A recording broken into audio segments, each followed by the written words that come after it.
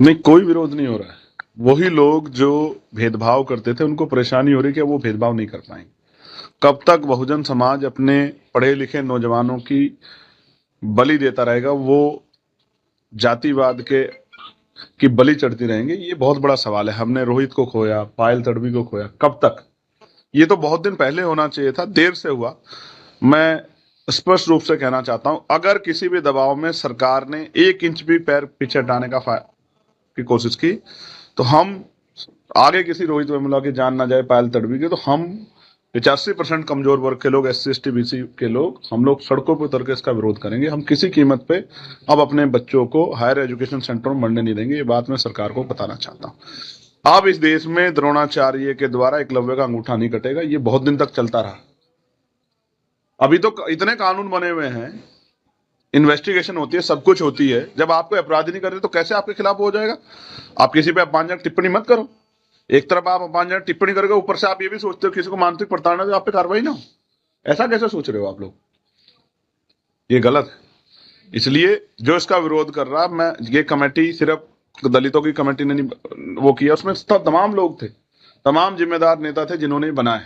जो कमेटी थी, एक विस्तृत कमेटी थी, सब लोगों ने सोच समझ के कानून बनाए। तो स्पष्ट है, इसका विरोध का मतलब है कि वो संविधान में आस्था नहीं रखते और वो समतामूलक समाज के विचार में भी आस्था नहीं रखते। वो आज भी इन वर्गों के बच्चों का उत्पीड़न करना चाहते हैं, वो हम होने नहीं देंगे। यूपी में शंकराचार्य को लेकर साधु संतों ने मोर्चा खोल लिया है, तमाम विरोध भी हो रहा है, शंकराचार्य का भी विरोध हो रहा है कई जगह पर। आप कैसे रिएक्ट करते हैं? देखिए, मैं तो एक बात जानता हूं, मैं संविधानवादी व्यक्ति हूं। संविधान में आर्टिकल 25-26 धार्मिक आयत देता है, और क्योंकि शंकराचार्य जी हमेशा, कई बार उनके द्वारा बाबा साहब अम्बेडकर के खिलाफ भी इस तरह की बात कही गई।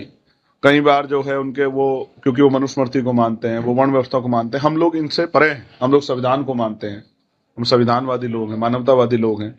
हम लोग वर्ण व्यवस्था को नहीं मानते कि कोई जन्म से जो है ऊंचा और कोई जन्म से नीचा हो सकता। कर्म के आधार पर तो हो सकता है, जैसे कर्म आदमी करेगा।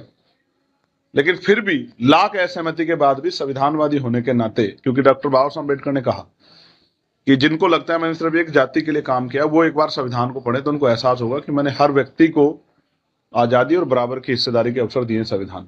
उसी आधार पे, महापुरुषों को मानने वाले मानवतावादी विचार के आधार पे जो वहां हुआ प्रयागराज में, मैं उसको गलत मानता हूं। इसलिए मैंने स्पष्ट कहा कि सरकार ने गलत किया, सरकार को माफी मांगनी चाहिए।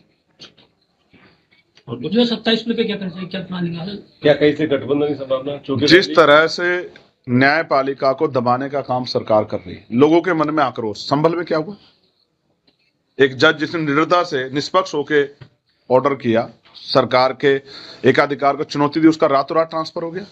तो पूरे उत्तर प्रदेश के कमजोर वर्गों के लोगों में चिंता है, और अब तक उन्होंने बहुत सारे दलों पर भरोसा किया। 27 में, उसमें 24 में भी किया, 22 में भी किया, 19 में भी किया। अब धीरे धीरे उनका भरोसा और लोगों से कम हो रहा है। अब वो उनका भरोसा आजाद समाज पार्टी की तरफ बढ़ रहा है। आज आपने देखा किस तरह का जन सैलाब आया, वो भी तब जब स्थान 2 दिन पहले बदल दिया गया और कोशिश की गई कि रैली को किस तरह कमजोर कर दिया जाए।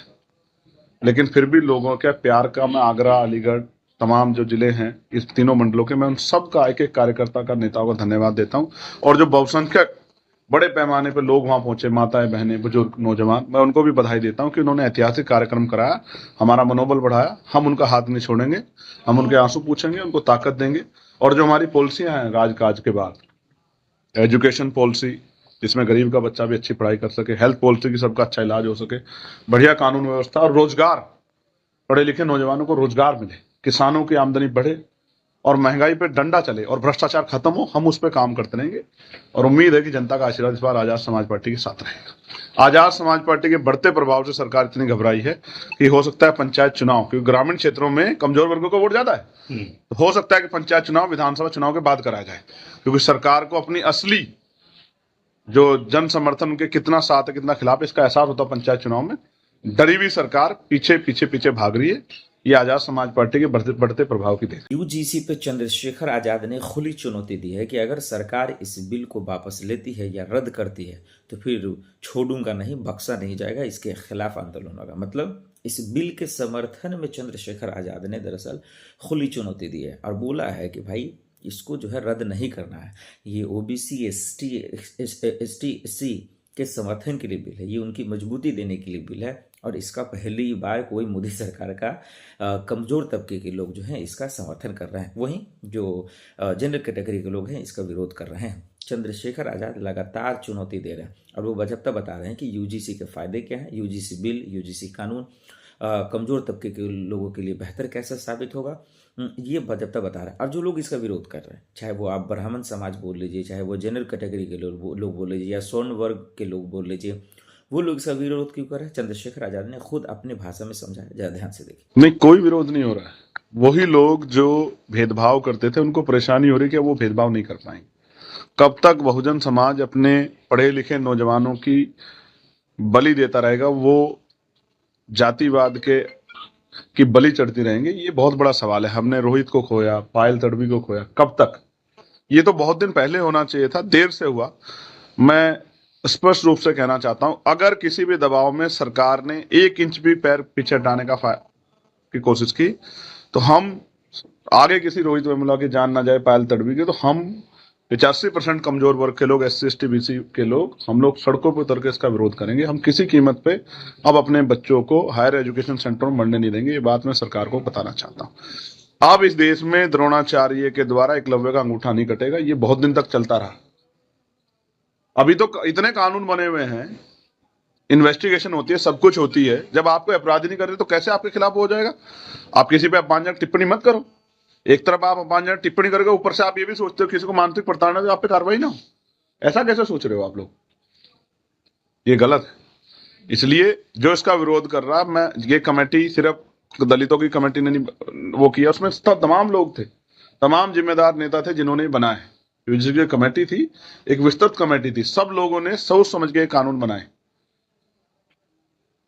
तो स्पष्ट है, इसका विरोध का मतलब है कि वो संविधान में आस्थान रखते हैं और समतामूलक समाज के विचार में भी आस्थान रखते हैं। वो आज भी इन वर्गों के बच्चों का उत्पीड़न करना चाहते हैं, वो हम होने नहीं देंगे। यूपी में शंकराचार्य को लेकर साधु संतों ने मोर्चा खोल लिया है, तमाम विरोध भी हो रहा है, शंकराचार्य का भी विरोध हो रहा है कई जगह पर। आप कैसे रिएक्ट करते हैं? देखिए, मैं तो एक बात जानता हूं, मैं संविधानवादी व्यक्ति हूँ। संविधान में आर्टिकल 25-26 धार्मिक आयत देता है, और क्योंकि शंकराचार्य जी हमेशा कई बार उनके द्वारा बाबा साहब अम्बेडकर के खिलाफ भी इस तरह की बात कही गई, कई बार जो है उनके वो, क्योंकि वो मनुस्मृति को मानते हैं, वो वर्ण व्यवस्था को मानते हैं। हम लोग इनसे परे हैं, हम लोग संविधान को मानते हैं, हम संविधानवादी लोग हैं, मानवतावादी लोग हैं।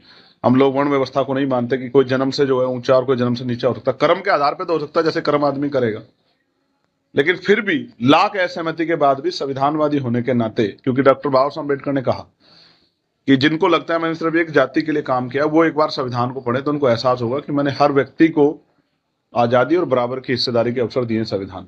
उसी आधार पे महापुरुषों को मानने वाले मानवतावादी विचार के आधार पे जो वहां हुआ प्रयागराज में, मैं उसको गलत मानता हूं। इसलिए मैंने स्पष्ट कहा कि सरकार ने गलत किया, सरकार को माफी मांगनी चाहिए। जो 27 पे क्या करना चाहिए, क्या प्लानिंग है? क्या कहीं से गठबंधन की संभावना? जिस तरह से न्यायपालिका को दबाने का काम सरकार कर रही है, लोगों के मन में आक्रोश। संभल में क्या हुआ? एक जज जिसने निडरता से निष्पक्ष होके ऑर्डर किया, सरकार के एकाधिकार को चुनौती दी, उसका रातों रात ट्रांसफर हो गया।